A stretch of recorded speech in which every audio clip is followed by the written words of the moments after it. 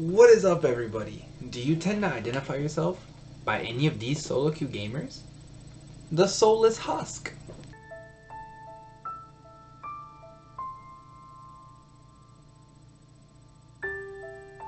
or the crazy rager.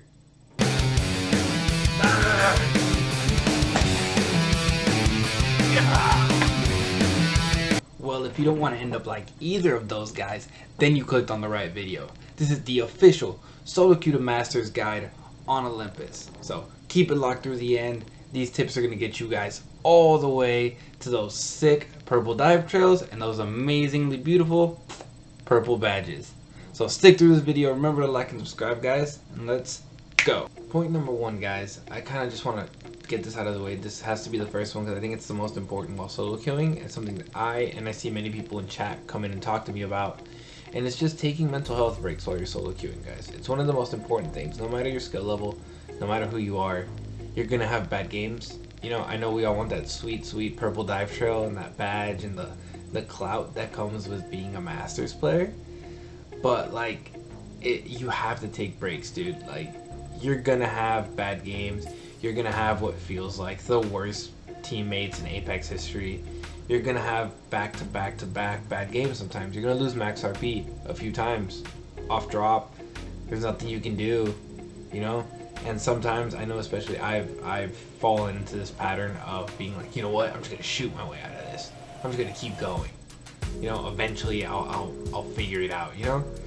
And then you end up with that minus 1,000 RP and you're just flaming mad, like out of your mind, and at that point, you know, you're just not in a good mood. So I know, especially as a streamer or someone that makes content, you want to put your best foot out there. You know, you want people to watch you because you're cracked, because you always do well, but it's not the truth.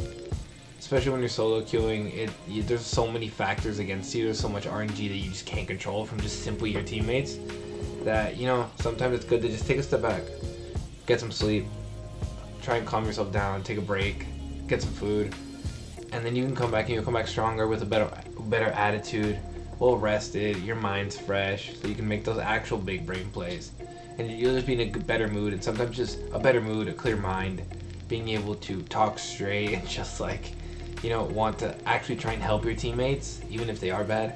Sometimes those little things are just good enough to push your team to actually have those fat dubs, even if they're not as skilled. Just being in a better mood, being energized, and being positive sometimes does so much for you. Okay, guys, now to actually dive into the actual game a little bit more, and now let's get into the best legend. So that's going to be point number 2. So let's start off first with Octane. Octane is the best movement legend right now in the game. Barring any changes, that's going to stay. So, you know, you're going to be easy to get in and get out with the jump pad. The jump pad is just amazing right now. And on Olympus, with it being so wide open, it's very easy to engage a fight and then third party and get your butt out. You know, it's very easy with the jump pad. The stim's not as important. Mainly it's the jump pad for getting your team out of sticky situations and into sticky situations and then getting yourself out. So Octane's great, best movement legend right now in the game. Second, let's go Bloodhound. Bloodhound, what do we know? Scans are easy assist, easy RP, and the ultimate is just amazing. You move fast, you get a bunch of scans. No matter how dumb or confused your teammates are, you're gonna get them a ton of information. And it's also very good for Olympus being so wide open. If you're in the Bloodhound ultimate, you can actually see teams with the red scan like very far away, so you can be on the lookout while in ultimate for that third party. If you guys are fighting and stuff, you can get a look around, you can spin around, and you'll be able to get a good look of, like, are there any like tiny red spots coming, so you can already start telling your team, like, hey, let's get out of here. So at that point you tell your Octane to throw your jump pad, you know. So those are like why Bloodhound's very good, obviously.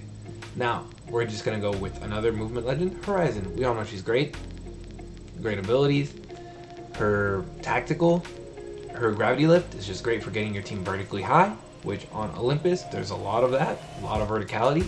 So she's great for that. Another movement that you could pair with Octane or not at all, you know, but it's very good. And if you have someone that's very good at throwing the black hole and throwing nades with it, or just doing a lot of damage from the top of her tactical, all that stuff, she just outputs a lot of damage and can do very well entry damage as well as getting quick knocks and just making fights just faster for your team, you know?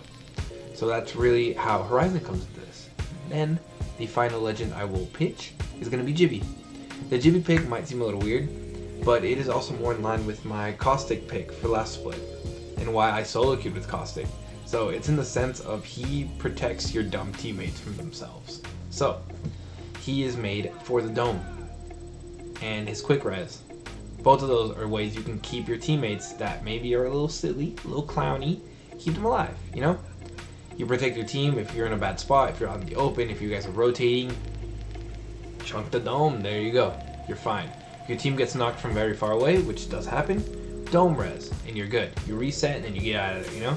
It's just a way of keeping your teammates alive, protecting your teammates. It's not the best offensively, even though the ultimate can do damage. It's better for zoning off and keeping teams away from you as much as like physical damage output. It doesn't feel like it hits as much, but sometimes it might do some damage, you know? But it's mainly for like keeping teams away from you, pushing teams into each other. That's what you should use the ultimate for. But mainly Jibby is for just keeping your team alive, giving them a few more seconds to like think with the dome and stuff of that nature. So that's why those are my 4 legends that I would solo queue with on Olympus. So now point number 3, we're going to change it up a little bit and bring it back kind of to the team aspect, or how you can make it a team aspect. You know, you're solo queuing, so you don't know these people. You have to just make do with what you have. And we're going to talk about communication. Communication is, you're just going to have to talk. You know, you're going to sometimes get teammates that don't listen to you, that have no mics, that are in their own party chat with their boy and they don't want to listen to you. They don't want anything to do with you. And that is another point that leads to the mental health stuff, you know, the annoying, the getting mad, the getting angry. All that stuff gets to you. I know it gets to me sometimes when I know exactly where the zone's going to be and my teammates don't listen to me. When I know there's a third party coming and my teammates don't listen to me, you know? So all you can do and all I can tell you guys here is to ping as much as you can. Talk, even if you know they're not listening, just talk. Sometimes seeing your little mic thing go off, your teammates will be like, you know what, we should go back to game chat, or we should, you know, let me go get my mic, you know? Sometimes they'll do that. Even if it's just one of the two, like sometimes it happens, you know? So it's always good to just do it. And then sometimes they just don't want to talk, but they will listen to you just because you're like, oh, he's got some good ideas. Seems like he knows what he's doing, you know? So it'll give you some credibility because you're shouting out, you know, what you think the rotate should be, what fight you think. So it just gives you kind of a credibility because you're the only one really talking. It seems like you're really engaged and they'll listen to you automatically. So different things like that. So all you can really do is just call out rotations, try and ping out where people are, see if like, hey, there's this dude, we need to push him, he's away from his team.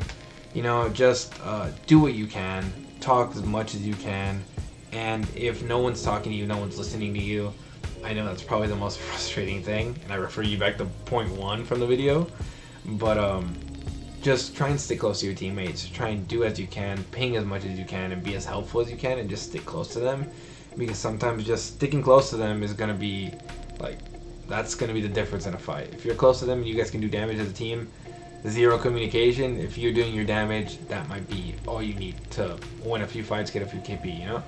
So communicate as much as you can. It's a frustrating thing that is kind of out of your control at times, but just do your best, guys.